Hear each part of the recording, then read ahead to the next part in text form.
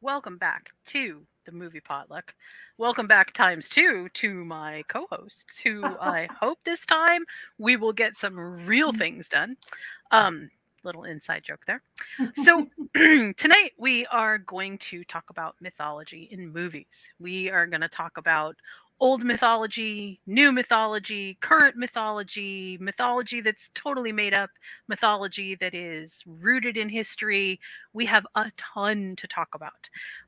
Some of my personal favorites I will get into. I absolutely want to make sure that we don't miss anything by error of obvious omission. So just know that I'm not as familiar with a lot of Eastern culture, even though I have seen many a Korean horror. And I even watched this really great Turkish serial drama on Netflix that has like 13 season and 8,000 episodes each. I don't know, it's crazy, but it's awesome. And so, that just know that with that caveat comes, I'm mostly talking about Western mythology and how it is interpreted in our movies today. Um, I actually kind of want to start a little bit with, I had gone through this whole list before. I'd gone through this whole list of movies that were specifically arranged around our Greek and Roman mythology love. But I'm also going to say, as I was thinking about it, that one of our favorites in the West is to tell a King Arthur story. Mm. And I definitely want to make sure that we're going to stick a pin in that, because the King Arthur story has become a tried and true trope in many movies, and they don't have to be about King Arthur to be a King Arthur story, in the same way that we have a lot of Pygmalion stories like My Fair Lady, which isn't technically Pygmalion, but it is technically that because that's the storyline. We have lots and lots of those types of stories that I'm hoping that we can sort of touch on tonight, and maybe open up some new ideas about what kind of mythology we're actually seeing, maybe without even knowing it. So, first thing I am going to do is introduce my co-hosts, and then we are going to talk about some really awesome ideas here. First, we have Tori. Tori, how are you tonight? I'm good. Hi again. Lovely to see you. Again, we are missing Betty. Betty, if you're listening or if you hear this later, we really miss you. We hope you're doing well. And we all hope that you, again, have requisitioned us some kind of really hot Scottish guy. Well, at Yes. least for me. I will introduce my second co-host, and I am pretty sure that he doesn't want one, but maybe he wants some kind of fish pie or something. I don't know. Josh, how are you? You're muted. Josh You Josh is so yes. great. Josh is so great that he is talking excitedly and doesn't want us to hear it because he didn't want me to know that he really doesn't want a Highlander. So And apparently you could tell what I was saying. No, I did not need to know that fish pie exists. That's disgusting, right? in all honesty, I kind of made that up. I just didn't want to say it twice again. Yeah, but now that it's out there into the ether, someone somewhere is making one. I have no doubt. I absolutely have no doubt. That's what we're pairing one of the movies to. Fish pie. We'll use that as the most. No, we won't. We won't. We definitely will not disgrace any other culture that decides that fish pie is awesome. We'll just leave it alone. But how are you tonight, Josh? Are you doing well? I'm alive. It's been an interesting week for the last 10 days or so. I've been feeling kind of crummy, if I'm being brutally honest here, but I seem to be on the mend, which is, always a good thing. Good. Being able to move and whatnot. School's out for the summer, kids. So that means we're going full blown 100% into production mode because, quite frankly, other than hanging out with the kids, I got nothing better to do. Well, the obvious answer to boredom over the summer and in summer vacation is to watch more movies. So let's decide what movies that are based on mythology that we want to stick on our watch list for this summer. Let's do it. Um, I okay, so I had this whole huge intro, and when I originally pronounced my intro, I explained that I have a very long love affair with mythology for lots of different reasons. And so most of the movies that relate to especially Greek and Roman mythology, I have seen. I have probably seen them more than once. I even the movies that are really bad, I will sit and watch for a few rounds just because I love to understand everybody's vision of what the Greek and Roman myths really are and what their spins are on them. Very cool, very cool. So before we open things up to sort of the bigger things at large, I wanted to ask you guys, what is your favorite, just a favorite movie about or that deals with mythology? It doesn't have to be a movie that is about a specific myth, but what is your favorite mythology movie? Well, how about you, Josh? My favorite movie that has to deal with mythology. I'm going to go ahead and say Thor Ragnarok. Nice choice. Very nice choice. It has, Thor, God of Thunder, Loki, his mischievous brother, as well as the line, um, I know him from work. uh, gonna make some pamphlets is like absolutely one of my favorite lines. I did not know that Korg was acted by Taika Waititi until I saw the sort of the aftermarket, the making of basically. And I just gotta say, I don't. I have nothing but absolute, genuine, honest respect and pure love for Taika Waititi. Thor Ragnarok is actually one of those movies that I could sit on a desert island and watch over and over again and never be bored with. I mean, just the scenes with the Grand Master make me laugh hard enough to Yes. be entertained completely. But Korg is my favorite. I love him. I absolutely love him. Who can't love somebody who wants to start a revolution and failed because they didn't print enough pamphlets? It's tragic at its center. All right, Tori, tell me, what's your favorite Dogma. movie about mythology? Dogma is Dogma. your favorite movie. Okay, tell us why. Because it takes a biblical story that everybody knows and gives it a new twist, like and in a very unique way, and it makes fun of itself. And I love movies that make fun of themselves because they're not Mm, don't take this. There's some they don't take themselves so seriously. Like sometimes some movies are corny and everybody knows they're corny, but nobody says it. Like mm, you know what I mean? I think it, yes. yeah. So that actually brings up kind of an interesting point because there's a lot of there's a resurgence, I think, in certain mythologies recently, especially. And when I say recently, I mean I'm actually really talking about over the past 20 years. So don't get too excited. I mean, it's been a while, but there is sort of like uh, a renewed interest in the ideas inside of mythology. And I could, although it's not a movie, so forgive me for bringing it up on the movie potluck, but Moon Knight was wildly popular. And Invalid, Jen. yes, and also Moon Knight sort of doesn't actually do Egyptian mythology very well. It's a different we'll get into that another time. But in any event, okay, let's use the gods of Egypt, which was actually one of Ridley Scott's worst box office flops in when you consider how much they spent and how much they actually made at the box office. It was really bad.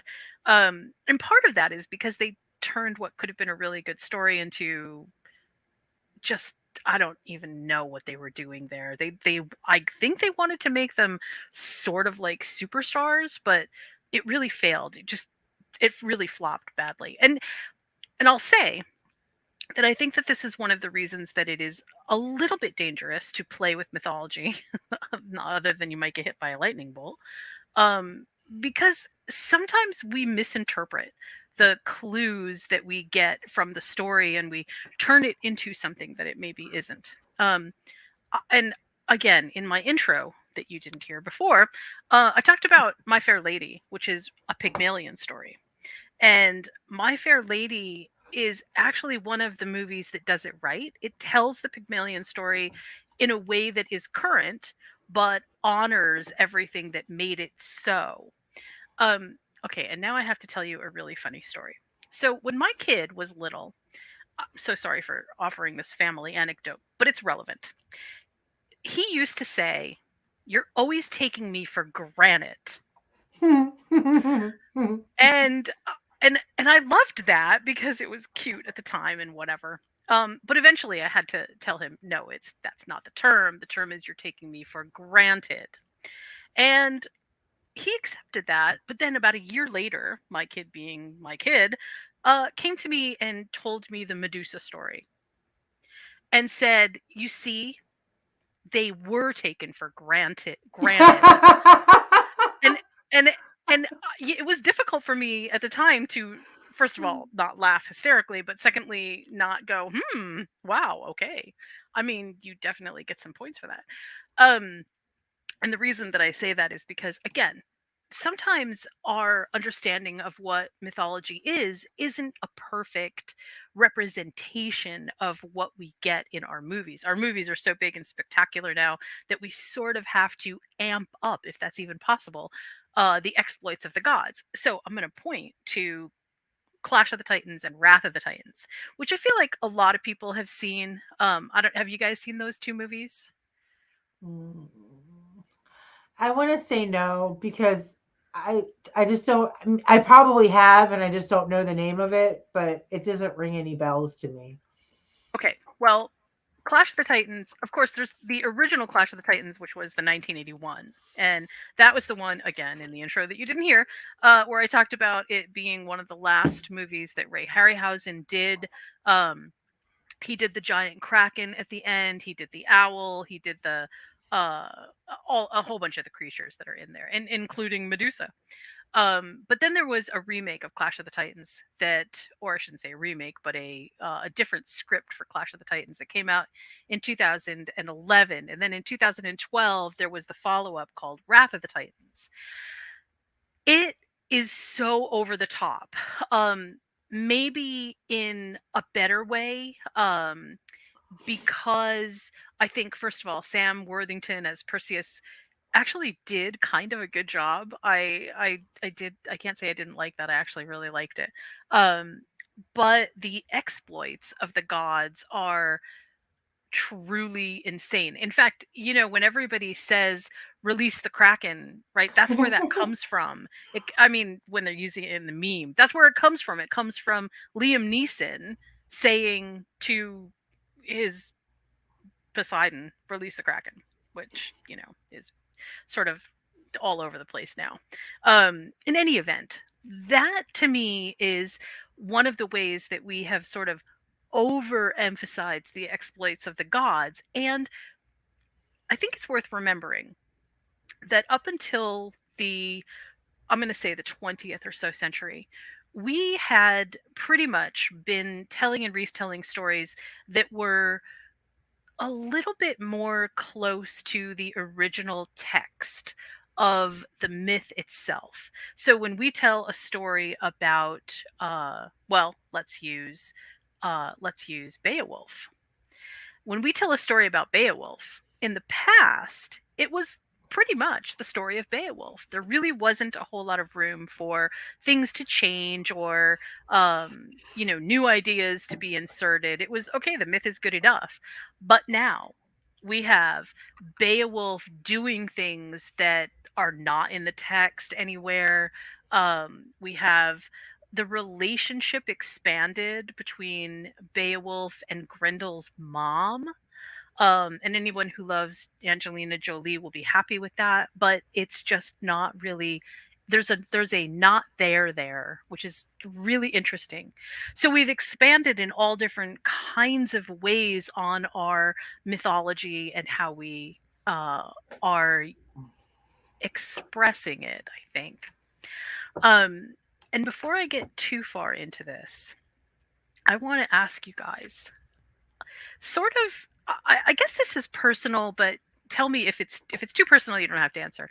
But have you guys ever seen a movie that you thought the myth that is being presented is just almost a bastardization of the story itself, and you're like, no, no, no, I am not gonna, no, this is terrible, I can't even watch this because it's just that bad? Have you ever seen a movie like that, Tori? Maybe like Princess Diaries. I thought that Okay. was a horrible movie, but like I don't know if that's a myth. It could be. I think that the I don't remember what studio made this, but the one telling of Anastasia was very Yeah, that was really weird. yeah, I don't know. Yeah, I that didn't was left a that bad was a taste in my mouth. strange take on Anastasia. I Yeah. agree. What about you, Josh? Of course, you're going to be taking off the gloves and, you know, giving us some really difficult questions right off the bat. I didn't prepare it in my notes. You know what? I'm going to cheat up a little bit, and I'm going to say a movie about, yeah, I'd say modern mythology, at least the current mythos in trend, and I'm going to say Man of Steel. Oh, okay. They took the mythology behind Superman and completely ripped its soul out. Yeah. And you had a Superman that wasn't taught to be, compassionate and caring for all life. He, it goes back down to a couple of scenes when he was younger. One, the kids in the bus, Right. and the question, should I have just let them die? And his dad, Pa Kent, Jonathan Kent, the man who stands next to Ben Parker as far as, all time greatest father figures in comics, Right. says, I don't know, maybe. Yeah. Like, wait, what? Or the other event in the young Superman's life in Man of Steel, of course, the tornado. Oh, I You, hate the scene. it's terrible. Son, I'm gonna go rescue that dog. I'm probably gonna die. Don't rescue me because those people that remembered you saving all the kids, they might have forgotten about that. So it wouldn't be wise to use your powers in front of them again. Oh, yeah. That, Jonathan Kent survives for a very long time outside of movies, and apparently in movies, you know, we have to kill him.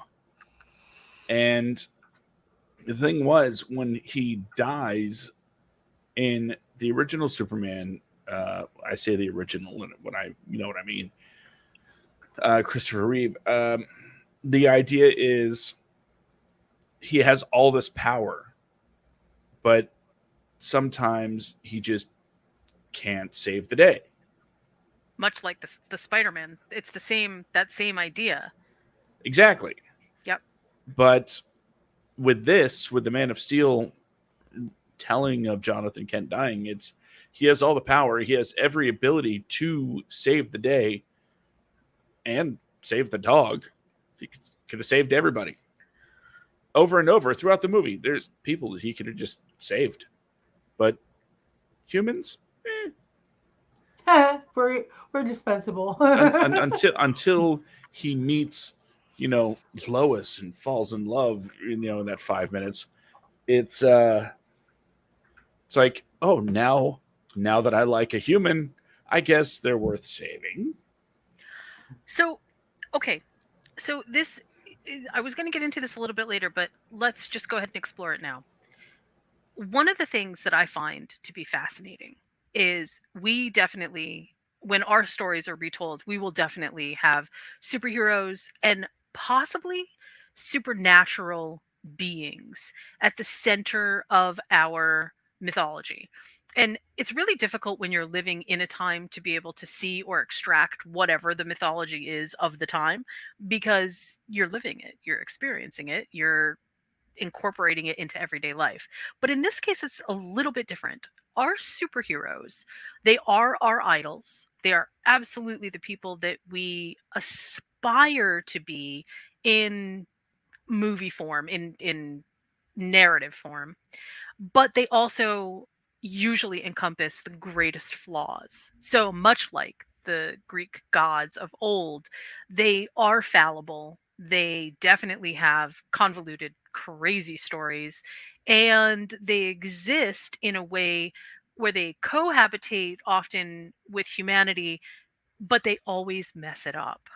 And so those that parallel is, I think, a perfect parallel. The difference is that I agree with you. I think that removing the the humanity, if you will, from Superman was a huge disservice both to the canon of the Superman story, but also it disallows for the future of the mythology to grow in a way that we already know that the Superman universe has grown.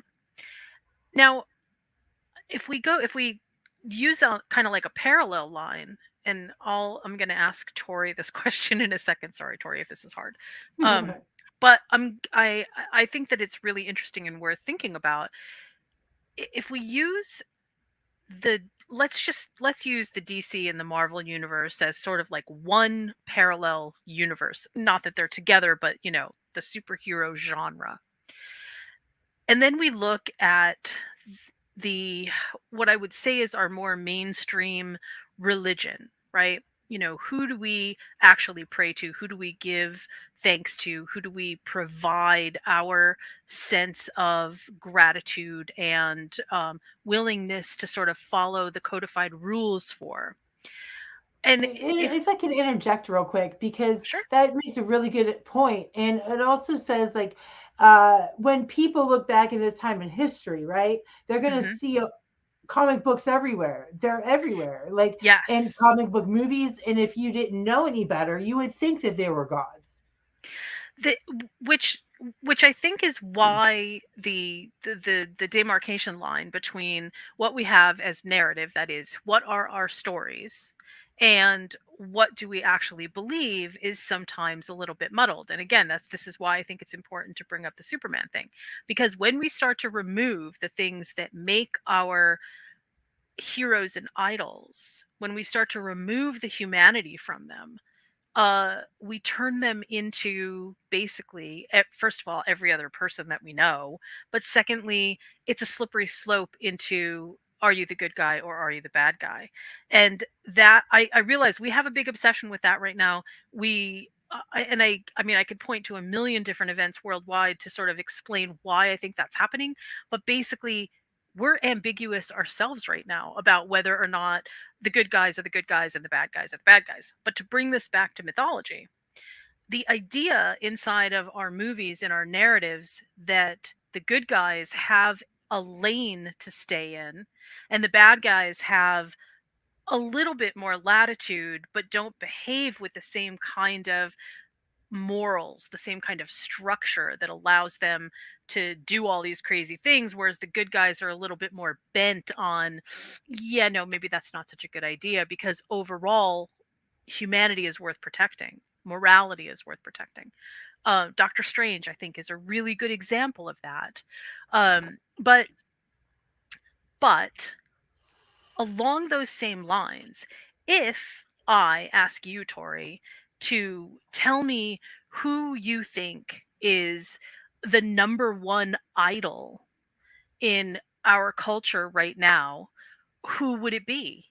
It'd definitely be a superhero. She-Hulk, she's the new movie, right? Like, I don't know, maybe Superman or Spider-Man. Spider-Man was big for a long time. I think Yes. those are the DC and Marvel world definitely hold people. They idolize. The little kids want to be them.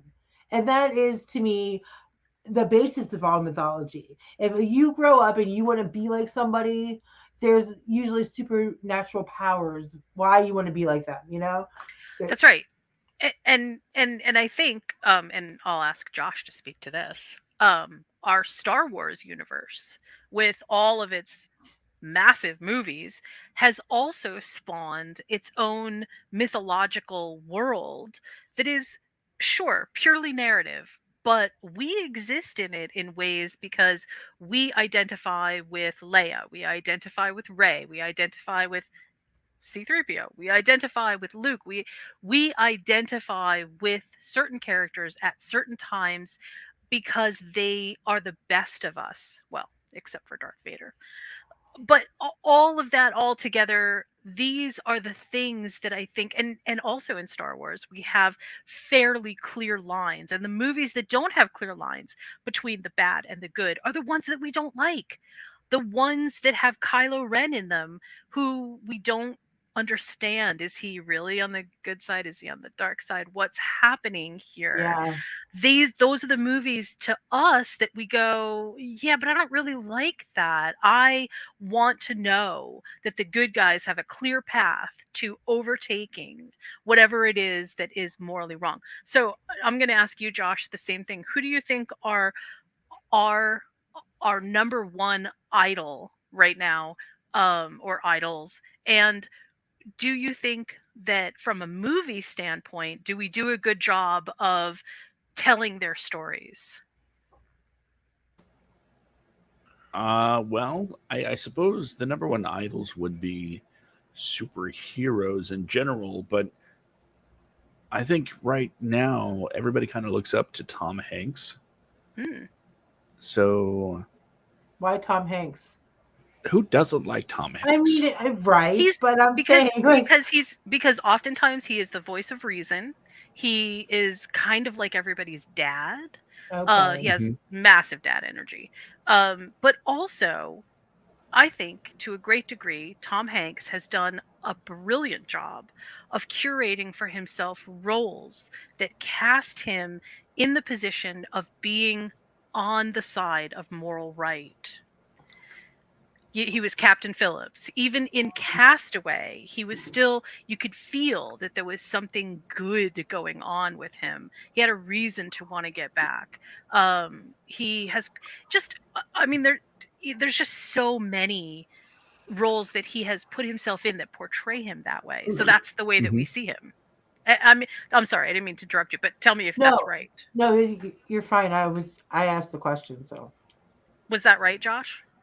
Yeah, I think that's absolutely right. We see it's almost like Tom Hanks himself is a mythological being Hmm. because even though yeah he can be he's probably maybe just as great a guy as he comes off as. I mean, but for all we know, he's got immigrants locked in his basement. yes, I was about to say something about a basement too. We we just don't know for sure. But the image that we receive is this is a guy that he cares, He's wholesome. and they got him to play Mr. Rogers, Yeah. Yeah, and that's one of those curated amazing moments. it's amazing how I think it took his entire body of work to get him to that point to where people are like more wholesome, Tom Hanks or Mr. Rogers. Well, now the two are becoming one, Right. yeah. and that's especially when it comes to modern celebrity, since we know so much about everything that happens in people's life. It seems we know, especially because of the most recent trial Johnny Depp, Amber Heard, a lot of things came out that honestly maybe shouldn't have come out. As far as privacy is concerned, I'm not saying that it shouldn't have gone to trial. I'm not saying that verdicts, whatever the case is. I'm just saying there was a point in time where we didn't have to know everything. Right. And because Tom Hanks is one of those figures that has managed to keep some semblance of privacy in his life, but also maintain the image that he's maintained, it sort of puts him in the same, I'm not going to say the same ballpark, but, the same state as a modern mythos character. I feel similar about Keanu Reeves, who No, yeah. also Yeah. does. I mean, even in his worst roles, right? He definitely has this uh air about him Hmm. that Yeah. is like, even when you're playing the bad guy, oh, we know you're doing it for the right reason. You Yes. know, To I mean, he avenge the had to puppy. avenge the dog, right? Exactly, Tori. Yes, it's that same kind of thing. In fact, the one movie that I saw Keanu Reeves in that actually disturbed me um was was the movie that, well, okay, I'm just going to say this first before I get into that. I think that also the mythology of the Matrix is absolutely brilliant, and I absolutely honor it.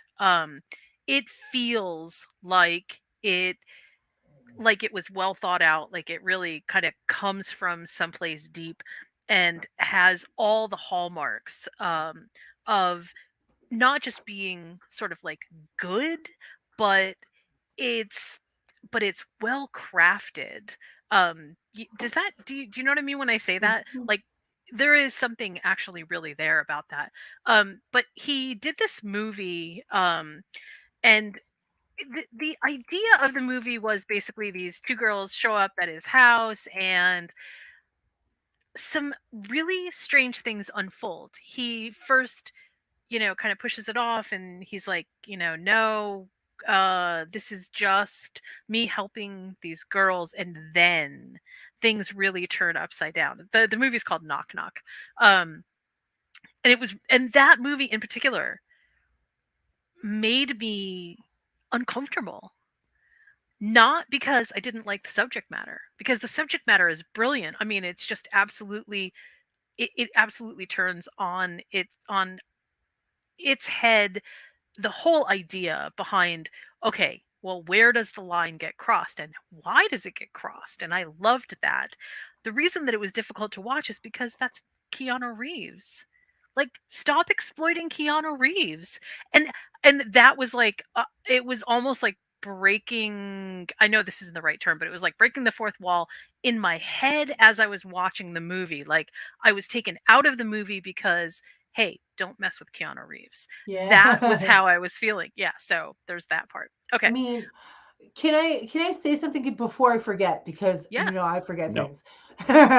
So so okay, I think that Disney did a really good job of creating these fairy tales or mythology too, right? Because Absolutely. so I think they did a really good job of remaking all the staples of all around the world. You know what I mean? Like, they really brought it together, and like, I have Star Wars, Pixar, like they have everything. They rule the world right now, except for Amazon. I think that's gonna merge eventually. We'll have one company ruling the whole world. But it's just something that growing up was a big part of my life.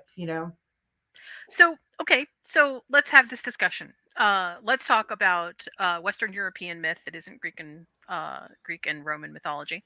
Let's do it. Let's talk about the Hans Christian Andersen slash massive pool of other fairy tales that we have seen brought to life, especially by Disney. One criticism that I will level at Disney is that there is and clearly it's for kids, so I mean the reasoning is there, but there is an absolute oversimplification of really hard topics that don't ever even get broached. So the purpose of fairy tales was to act as a kind of cautionary tale for kids, or adults too, that hey, if you do this, this might be the consequence. And so it's a much more sophisticated version of Aesop's fables, but very clearly meant to be, look, there are dangers in the world and you have to pay attention, because if you don't pay attention, here's some things that might happen to you. And Disney took that and, again, infantilized it in a lot of ways, which, again, we're dealing with kids, so obviously, we can't create things that are massively scary. We don't want to be showing them horror movies that are going to give them PTSD for the rest of their lives. But I do think that we severely underestimate the power of children to understand things that are a little bit scary, and showing them things that are a little bit scary in order to get that sort of through is not always necessarily a bad thing. Um, and we have kind of sterilized a lot of fairy tales to the point where they are unrecognizable. So Yeah. people don't really know the story of Hansel and Gretel. They don't really know the story of Beauty and the Beast. They don't really know the story of The Little Mermaid. There are a lot of things that sort of, over the years, because something is successful, that becomes the premise by which you retell the story instead of retelling the story from the source material. And that is one danger of telling and retelling, especially fairy tales. But while we're on the topic of fairy tales, tell me what your favorite movie is that is based on a fairy tale, Tori. Harry Potter. Is that based on a fairy tale? Do you think Harry Potter is a fairy tale? It's a new fairy tale, yeah. I think Okay, the whole Harry that's Potter fair. series, like it's a new fairy tale. There's a lot of messages in all of the movies That that I would I think that's fair. teach kids. Yeah, so that's where I'm going.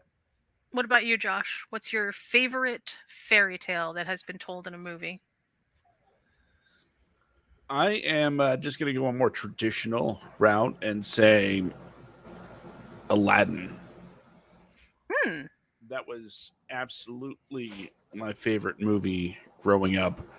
And I actually had a friend and I, we would ride the bus and recite the movie to each other word for word. It So was that much are of an you talking impact. about the? You're not talking. Yeah, you're talking about the cartoon, right? The animated version, not the live action. Oh, I forgot that existed. Yes. So sorry. So sorry to bring that up, but yes. But yes, the animated version, Robin Williams, the guy from Full House. Yeah, I that's what it was. I think I honestly think that okay, so I'm going to do two parts here. Steve, One, that's his name. I'm going to say that originally my favorite fairy tale that has been told and retold in movies is the Hansel and Gretel trope, right? And there's a the trope that runs into Hansel and Gretel is basically somebody gets lured someplace with the promise of something either good to eat or a big reward. And then they are held captive there, sometimes knowing, sometimes not knowing. That used to be, Bamboozled. They were bamboozled. That's yes, it. and that used to be my favorite, but I am gonna pick something totally different now, because recently, this past year, I watched this movie called Dragon. Okay, and actually it wasn't called Dragon. It was called I Am Dragon. I'm so sorry. I Am Dragon. It was released in 2015. It is a foreign film, so it feels a little strange sometimes, because the English dub is not perfect, but it's amazing. It is absolutely amazing. It clearly is Slavic. Um, it tells the story of a dragon and the dragon's ancestors, and its relationship with these two cities and how new dragons are created, and then the struggle between the dragon and his purpose, and then what he believes actually might be his purpose as he's changed. It's just, it's a stunning story. And also, even the special effects were amazing. Okay, but I pick that as my fairy tale because this is the kind of changing fairy tale that I believe, honestly, we're moving into. We are moving into an era of fairy tale storytelling, which is more about who we are and who we are predestined to be, and then how we can fight against that so that we are not just the product of what we think we are, but how we can rise above it and how we can actually be happy out of that.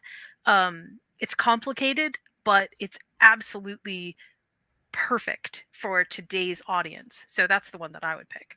Um, but but I want to go back to something with our classic fairy tales, and then I want to talk about Greek and Roman mythology again.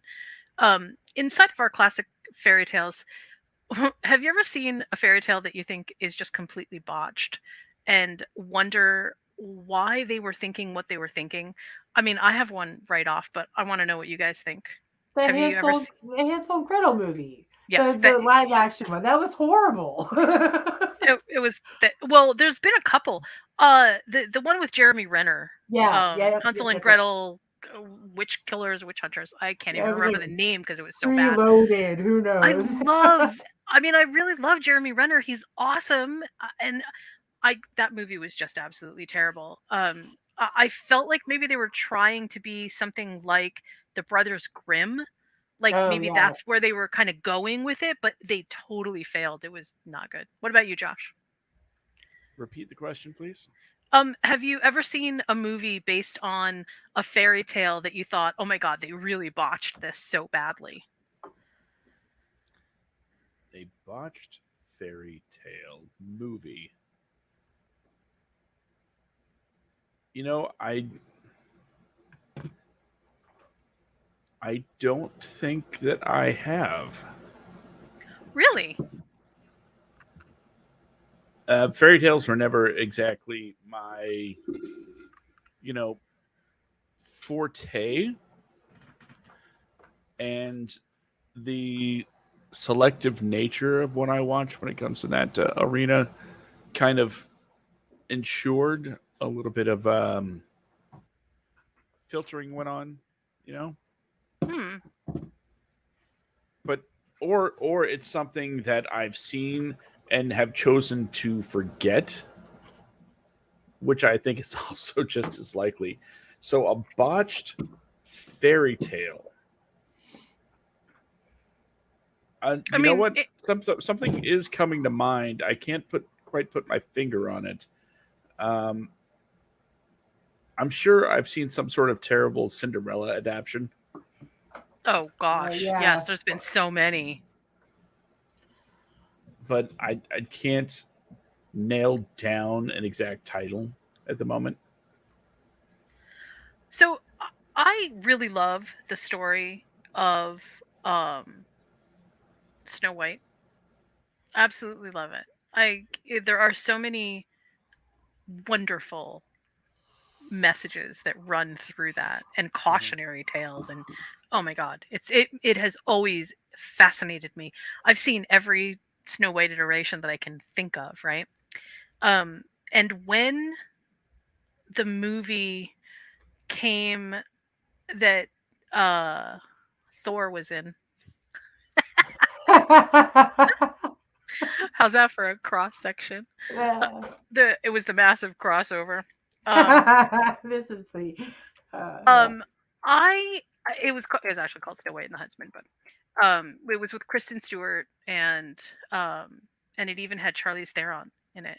And the movie itself is, I actually like the movie, right? I like the movie as a movie that is just telling this story, but as a Snow White adaptation, it's insanely lacking. It's terribly lacking. Mm. And it doesn't, to me, this is one of those situations that I was saying before about how we sometimes create for ourselves a problem because we retell a story and then we start thinking, well, we should retell the same story that was terrible before and just add layers to it to try to make it better or try to make it different, or let's just retell that story. And it always turns out so bad. And Snow White and the Huntsman was actually released at a time when we were doing a lot of other sort of, okay, well, here's the quote unquote real story of King Arthur. Here's the real story of all of these different myths. And they fail. They just fail so badly because the power of myth is not in the facts of the myth. It's not in who was the real King Arthur. It's in what is the legend of King Arthur. So when we're talking about Snow White and the seven dwarfs, even if you don't want to call them dwarves, even if you want to say something else, the story of Snow White is powerful in the legend of Snow White, not in the, well, let's dissect it and turn Snow White into some kind of brazen warrior, because that's not the story of Snow White, right? And I'm sure I feel like I can hear, lots of dissent and lots of arguments about female empowerment, and I totally want to be there for that, but there are some stories that require a different kind of storytelling if that's going to be what it is. If you want female empowerment in Snow White, um, there are other stories that do that.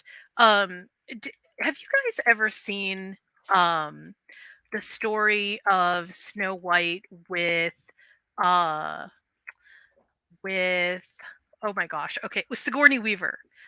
It's called Snow White: A Tale of Terror. No. Okay, But I would if I saw that title. I would definitely No, watch it. have you seen it, Josh? never even heard of it. Okay, okay. I'm gonna. This is gonna be my okay. Jen highly recommends little corner of the podcast. I highly recommend that if you haven't seen Snow White: A Tale of Terror, that you watch it for that very reason, because it is absolutely female empowerment. Sigourney Weaver plays the queen, and she is absolutely tormented. I mean, tormented in a way that is visceral. You feel it, but you also feel sort of why it builds to that point. It's not just snap your fingers and, oh, she's evil. There's such good reasons for her to get to that point. She's poisoned by certain things, and it's amazing. But the daughter, who is Snow White, her name is Liliana, and she is absolutely the picture of Snow White as a boldly, uh, well, I guess I suppose I can just say she is absolutely female empowerment at its core. And it's just a beautifully told story. I absolutely love it for lots of different reasons. Um, and one of them is that.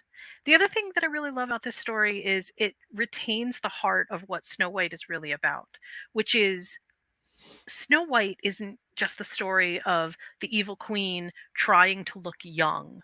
The story of Snow White is in some ways in a kind of intergenerational battle between what is youth and what is aging, and the lengths to which we will go to battle that particular piece of who we are, because it's very difficult to let go of vanity.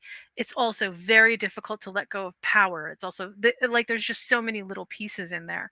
That's what I love about it. um okay, so I definitely recommend that. Okay, while we are on this topic, and I'm going to bridge over to Greek and Roman mythology in 1 second. Um, I want you guys to tell me, if you can, what is your favorite movie that deals with the mythology of some a myth that you've never even heard of, but well, that you hadn't heard of before you saw the movie. For me, it was Sinbad, right? Sinbad, and specifically the Seven Voyages of Sinbad, or Sinbad and the Seven something. I'll have to look that up. But when I first saw Sinbad, and again, yay, Ray Harryhausen, um, I had never seen any of the kind of symbols and icons that deal with the Sinbad side of mythology, the very Eastern, like the Krishna figure that comes alive. I had never seen those things, and I was totally fascinated by it. I thought it was just amazing. So for you guys, what was a movie that you saw that introduced you to a myth or a legend that you had never heard of before? Either of Mm. you. Sorry, go ahead. No, Josh, this one's all on you.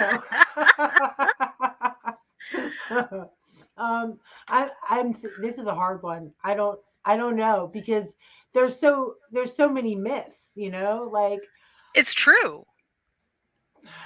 I want to say the Little Mermaid because I didn't know whenever I was little that it was a story, like I didn't know there was an actual book called The Little Mermaid and it took place off the coast of France, which I don't know if any of you guys know, but that's where it takes place off the coast of France. Yeah. Yeah. I, Okay, I that's a thought that good was one. interesting. Yeah. Oh, my What about turn. you, Josh? Yes. Any Yeah. any ideas? Any ideas at all? Well, first, I do want to clarify a little something. When it comes to You could botched say fairy you can. tales, Okay. I did come up with something, but I don't believe it's a fairy tale. It falls into that category, and that's Pocahontas because it's a historical thing, right? She's a It's legend now, though. Like I would consider it to be the legend of Pocahontas okay. So because there's a difference, though, and this is what we were talking about before. What I was trying to get clear before, which I feel like I didn't do very good. There's a difference between something being a legend and having a historical context, and something truly being born out of myth. Because something that is born out of myth is a purely narrative speculation. It really doesn't come from anything in particular that is okay. I'll give you an example from the US, right? We Mm-hmm. have Wild Bill Pecos, or Pecos okay, Bill. We have Johnny Appleseed. We have uh and we call Paul them Bunyan. Paul Paul Bunyan. Bunyan. There you go, with his great big blue ox. We have, and we call those tall tales, but those are American myths, right? And they're told. John Henry and the steam engine. They are told because some specific narrative needed to be in place, and we didn't have historical people to fill those roles. So we filled them with the mythology of what it was that we were trying to represent and made them larger than life. I mean, that's why they're called tall tales. But that's what also happens in myths. So Pocahontas, I feel like, doesn't quite match that because Pocahontas is real. But Yeah, if you were to say Mulan, Mm. then I would say yes, absolutely, because even though there are elements of Mulan which are based on, some pre-existing texts which may or may not be like super accurate, hmm, that is definitely a mythology. Spirited Away is another one, right? That definitely, there's a whole mythology that is related to Japanese uh spiritual ideas inside of that bathhouse. And if you deconstruct it, like, that's a wholly different mythology. Did you ever watch Inuyasha? no. Mm. Oh god, you guys missed out, man. Okay. That's not a movie anyway, but there you go. I just want to say Pocahontas is a terrible, terrible botched movie. It really The is. That Disney goes that g- Pocahontas. that goes into our category of really terribly made. Yeah, I agree. It's like you know what? Nothing about it is historically anything. It's just uh, a lot of awful, awful things. Um, but to But they answer don't the even try. But they don't even try to make it myth. That's the thing. I mean, other than the talking raccoon and possibly the tree, but other than that, they don't try to make it a myth. They are really just trying to say, okay, well, colonialization was actually a good thing because here's yeah, what it gave us. Yeah. that's yeah, base. That's what it amounts to. It's okay that we killed thousands and millions of Indians. That's okay. It's okay. I think that's what that story portrays to me. Like, who cares about them? But you should. This is their land. I don't know. Well, uh, see, the thing is, I think, and this goes back to something we were talking about before at the beginning of the podcast. The issue is when we turn the bad guys into the good guys, we upend not just the history of a situation, but we create a kind of moral ambiguity that doesn't really exist, but we create it through narrative. And then people accept the narrative as the historical, accurate telling of the time. And it's not. It absolutely is not.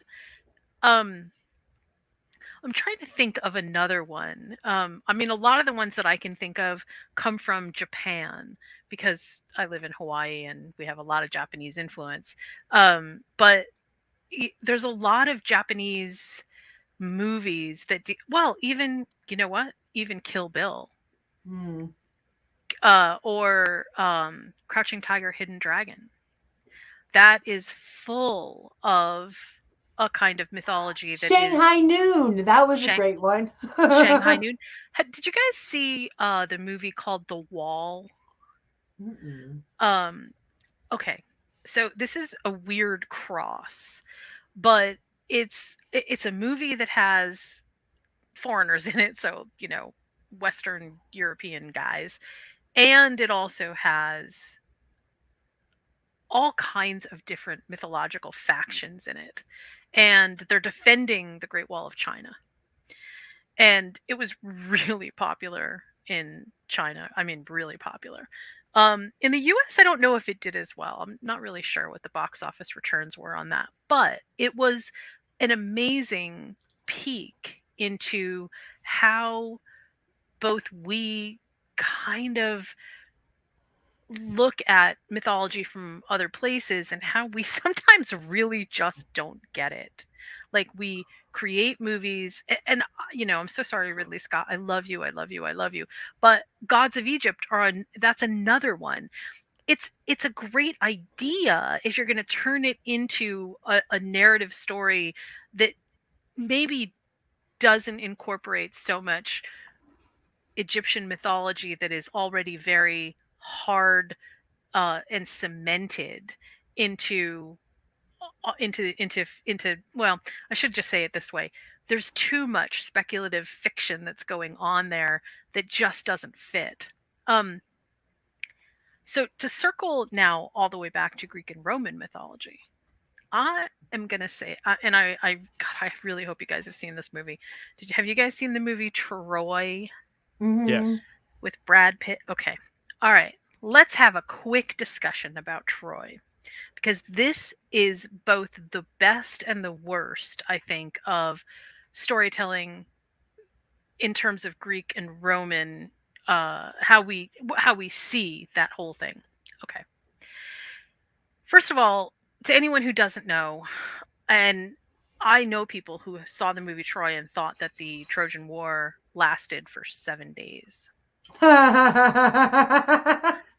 It did not last for 7 days. The Trojan War dragged on for so long that Odysseus came up with the Trojan horse because he wanted to go home so badly after being on the shores of Troy for so long.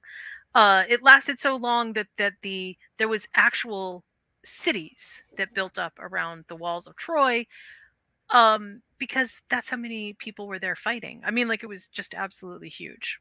The other thing is, this comes from a story by Homer in the Iliad and the Odyssey, which, as far as we know, is not necessarily a work of, shall we say, encyclopedic retelling. Um, we're pretty sure that a lot of what was put into there is narrative, is fiction, to fill in what really did happen, which was there was a war. Hmm. Um, there were things that happened. Lots of points in history match up with the myth, but that's because we're telling the story of the history through myth, right? Through this story. And then, of course, there's the Odyssey, where Odysseus goes on his wandering. Oh my God, that's another whole story by itself, but it's amazing.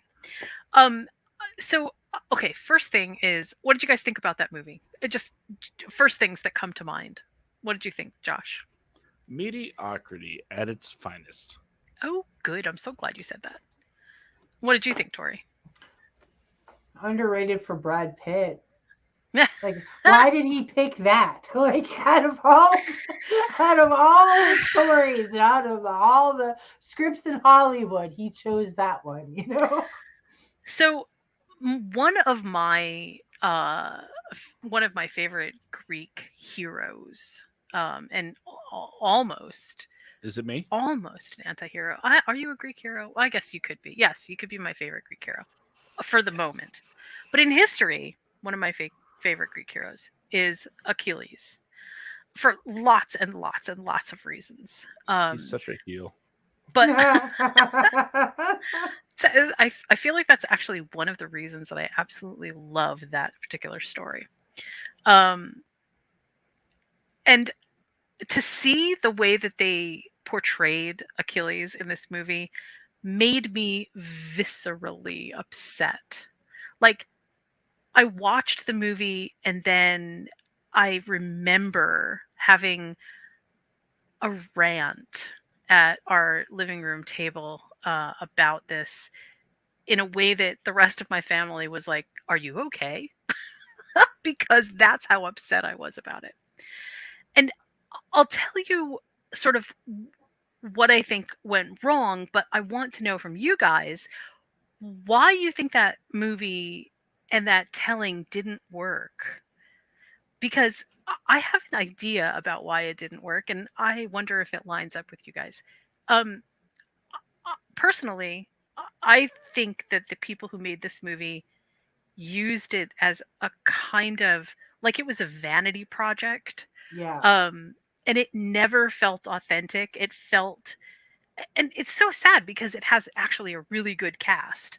I mean, the people that are in this movie, if you were to pick those people at any other time to put into a movie at that moment, they could have done something astounding because the talent was that good. Um, but the fact that that's what we got out of it really tells me a lot. So, first of all, tell me, Josh, what did you think was wrong with that movie? And what part of the myth do you think that they got totally wrong? Well, I don't really come at it from a knowledgeable person when it comes to the mythos. So let me get that clear right now. I don't know a whole lot about a whole lot when it comes to the Trojan War, but when it comes to movies, I've seen one or two of those in my day, and for a movie that portrays characters that are what's a good term? There's Larger a lot than of life? grit, Oh, you know. Yeah, the legends of the characters are very much larger than life, and I think the movie does a good job of making Achilles feel small. Mhm. Yes. It's like, and maybe it's just because it was Brad Pitt playing him, but the idea that Achilles is more rock star than anything Right. is, and to pair that with the gloss of the special effects and the high resolution images when when I was saying before, when I see something that's supposed to be portraying this era, I expect some grain. I Hmm. expect to see dirt when people fight to the death, and Yeah, they everything need a about it's little so bit more. clean from an aesthetic point of view, Yeah. and it just does not come off as epic. I'm just gonna go ahead and say it. It's not. Did that whole episode about epics. This has none of the grandeur, but all of the ego. Right. And if I can interject one thing, Yes. I think that movies that portray this kind of myth need that larger than life Hmm. feeling to them. And I think what Troy was trying to do was say, see, these were guys just like anybody else. Look, here they are having their moment with their kid. This is Hector having his moment with his kid. Look, they have wives. They have little squabbles back and forth. And see, they're all just human. And that's not the point of the Trojan War. The point of the Trojan War, well, the point of the story inside of the Trojan War was these people are not just larger than life, they are mythic in stature.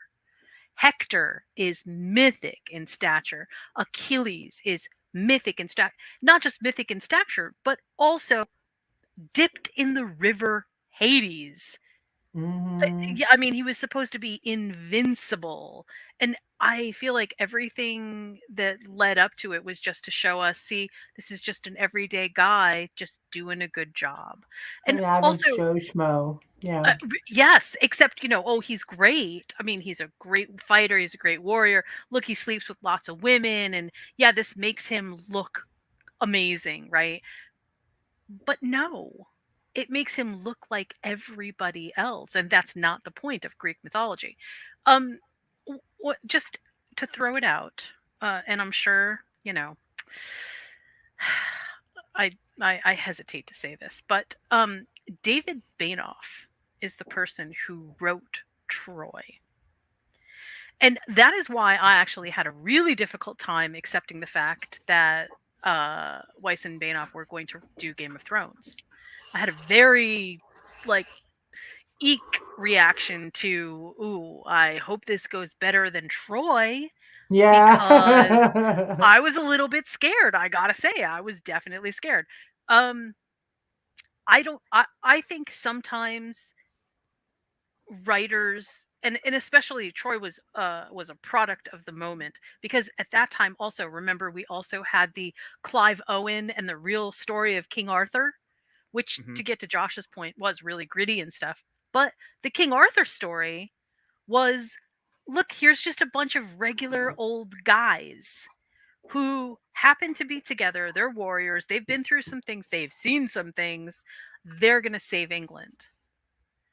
And it had nothing to do with the mythic stature of who these people were, that they were larger than life, that they were grander than the average person around them. If they're just Joe Blow from down the street, why do we remember them? That's the part about mythology that I think sometimes, especially in current day Hollywood, we are missing. We, in our effort to try to make everybody as homogenous as everybody else. And to Josh's point about Man of Steel, I feel like that was also the point. The point was to make Superman as conflicted as the rest of us, rather than embrace the fact that no, he's the best of all of us.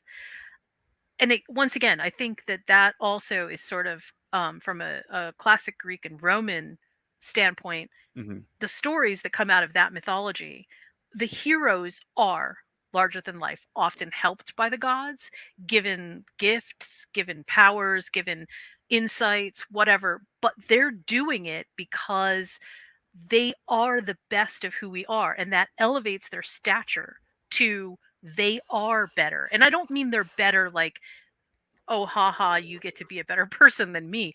I mean, they are better because they exhibit the kind of courage, loyalty, faith, moral stance that is the best of all of us. So, Yeah. okay, Yeah. Superman. Uh, just for a second, you said it. He is supposed to be the best of us, yes, but not because he's powerful, but no, that's because right. he was a farm boy from Kansas that was raised with the right values. That's right. That's the He point. Superman is in some ways the reverse hero of Thor, right? Thor grows up spoiled, entitled, has no real responsibilities, and until he is actually in the face of danger, that's when he comes to terms with his father's teachings. And that's when he's able to apply what he needs to apply in Hmm. order to understand. And it takes a brush with humanity, really, to kind of get that point through. And everything made Superman is sense the to him then. opposite. Yeah, he Superman was there the is, whole time. yes, he's raised with humanity, and that's why he becomes such a moral center. Okay. One more nitpick. One more nitpick. Yep, go. Superman, Clark Kent. He's a good boy. You know, that's what his mother always said about him. He's such a good boy. Yes. And yet, he's out there finding himself while his mom is running a farm and working at Sears. In a part-time series, yeah. Yes. How dare he? He should be helping his mom. He's not a good boy. No. He's not a good boy at all. Abandoning his mother like that. God. Well, and also, I mean, not that I wanted this to be, the Superman show, but also the other thing that really bothers me about, and before I finish saying this, dude, I love Henry Cavill as Hmm. an actor, but whatever they got him to do in Superman is just not the Superman that I feel comfortable with on any level. And the other aspect to that is Superman is supposed to be not just the best of who we are, but who we aspire to be. And for Superman to suddenly, have his quote unquote come to Jesus moment when his mom is in danger, when his mom could have been in danger at any time and he was just completely ignoring it, is so disingenuous to the whole premise and the whole story. It's like one of the biggest I could drive a tractor through this plot hole because it doesn't it's like, well, you don't have any thoughts about your mom until something happens and then all of a sudden your mom is the most important person on the planet, and it actually makes you change everything about how you see the rest of the world. That doesn't feel real to me. That feels so wrong. Um, in fact, listen, if we're being honest, I don't know if you guys saw the newest Batman. Did you guys see the newest Batman? The Batman, yes. Yes, the Batman. Um, I actually, I felt like this was also part of the thing that was missing. Um, the Batman's understanding of who he was raised to be is muted in this movie. And the further that we get away from how our mythic heroes and how we describe their legends, the further away we get from what makes them who they are, the easier it is for us to accept that they can cross the line and do things that are terrible because we don't have that kind of moral center. Again, go back to Spider-Man. You know, his upbringing was everything. And I feel like we're moving in a weird way away from that, and I don't like it. In Greek and Roman myths, we have the same issue where how our heroes are raised or brought into this world is everything. It determines their success later. So yeah. Did you want to add something, Josh? I think the only thing that it needs to be added is with great power comes great responsibility. Indeed. Indeed. So having said that, I am going to ask you guys about your food for tonight because with great power comes delicious morsels to chew on. No, that's actually not true, but good morsels to chew on could bring good power, I guess. I don't know. Um, anyway, that was a terrible, terrible segue. We'll just forget I ever said that.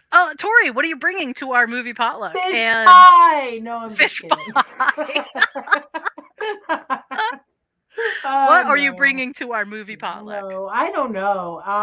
I'm thinking food that is grander than life, like maybe foie gras, like Oh, something rich and flavorful and kind of exudes. I don't know, maybe like there's like a Thanksgiving meal, like oh, like a something. feast. Yeah, like a feast, like like a cornucopia of stuff. Like that's what I would bring to this. You are going to be very busy on the night of this movie potluck. Yes. Okay, Josh, what food are you bringing to our potluck? Well, first I have to ask if uh, Tori, will you be serving snails? Oh yeah, escargot all the way. Okay. Okay. Josh is like, I'm not going to be showing up for this movie potluck, but yeah, okay. I went in a completely opposite direction as far Oh, as the food choice because when I think about mythology, it automatically reverts to things like you know ancient Rome, ancient Greece, ancient times where it was a lot of people gathering, right? hmm, Gathering Mhm. in masses to watch sporting events or whatever. This isn't my time to wax poetic about where people gathered in ancient times. breads and circuses, they used to call it. But because I did choose Thor Ragnarok, and that does also have the the Colosseum and the gladiatorial battles and whatnot. I Indeed. thought this potluck needs sports foods. Okay. We're having nachos and beer, maybe Yes. maybe a couple of hot dogs, and we're going to enjoy, as they did in a lot of these mythological stories, especially Troy. We're going to enjoy the sight of two big people beating the hell out of each other. I'm totally down for this. I feel like this is actually a really good combination, and I am pretty sure, if not positive, that Hulk would approve. Mm-hmm. Yeah, I kind of also think that Grandmaster would probably approve as well. This is an interesting spread. Maybe he won't use the melt stick on anything. Let's hope. So I am going to bring ambrosia, and I have Okay.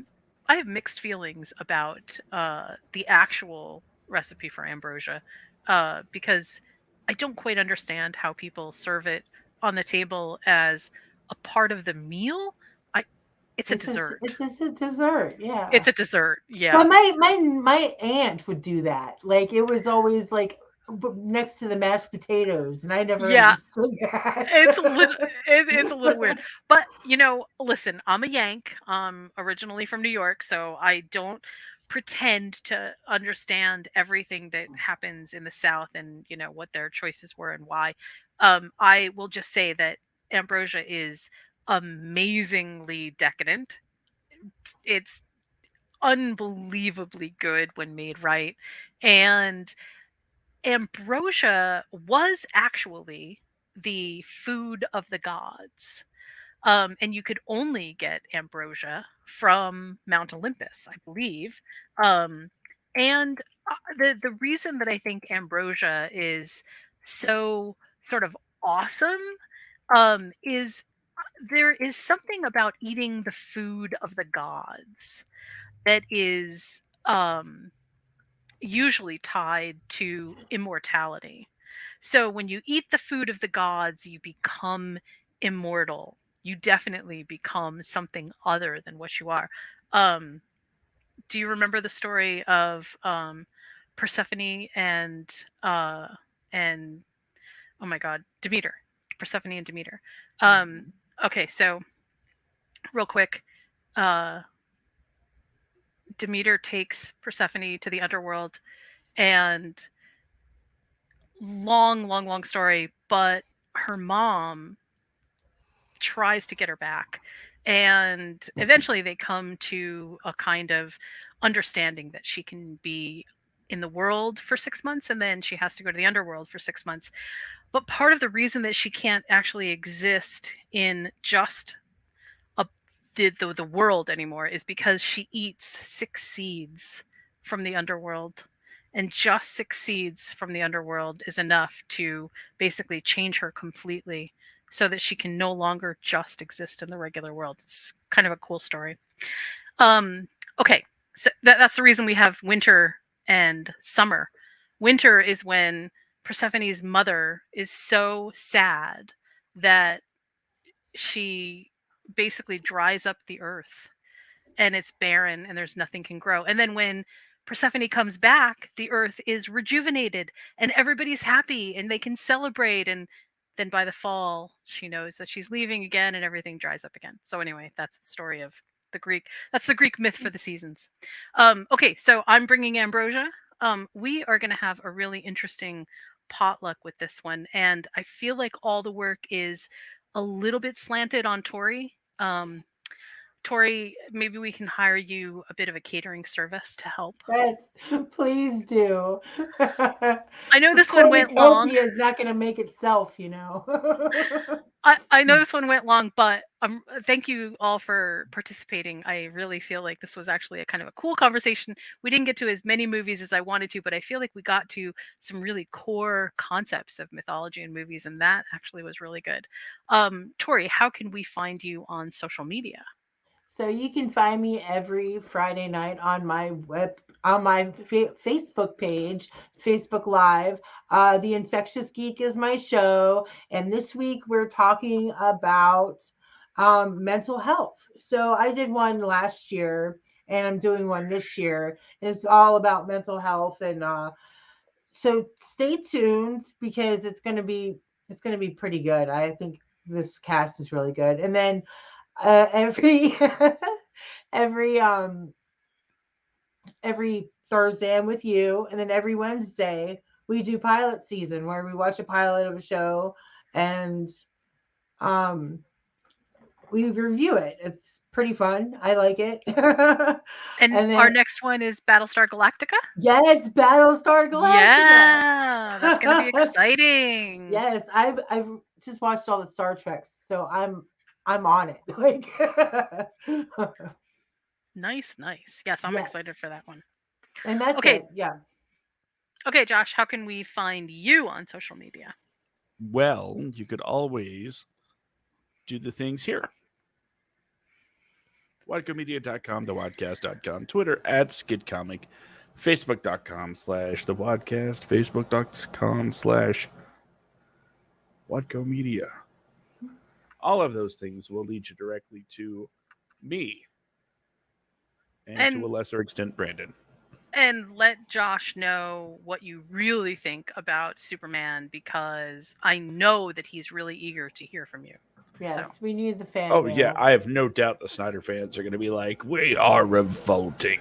yes, that's right. You are revolting. That is absolutely okay. Wait a minute. Wait a minute. Wait a minute. I said that wrong. No, that wasn't right. Oh, it And was you right. can find me on yeah, well, I was trying to be diplomatic and nice. You can find me at moviesandmeals.com.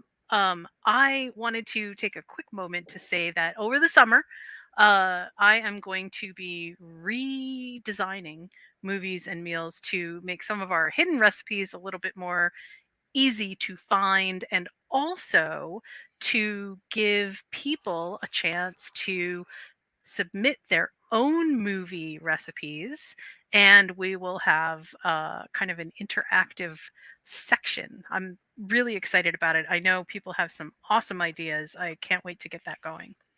Um, with that, w- does anybody know what our next podcast is going to be about? um, Of Do you want to take course. a guess? how about sequels? Well, I'll give you a hint. Our next podcast is going to be sort of the reason that Josh was asking about escargot and what are some other good terms? Foie gras is another really good term. Um, what else do we have that we could use French? as our We're talking about French movies. well, kind of. It feels like all of the food terms come from France, doesn't it? Uh, They we come Yeah. from France. we're going to be talking about foreign films of the 20th century. Okay. All right. Well, So I I see. I specifically see what you limited did it. there. Yeah, I was trying. It was hard. I was reaching. We're specifically going to be talking about foreign films of the 20th century. So there's a range in here. But I wanted to keep it there because foreign films could easily be as crazy unwielding as this topic about mythology, and I feel like we need to kind of narrow things a little bit.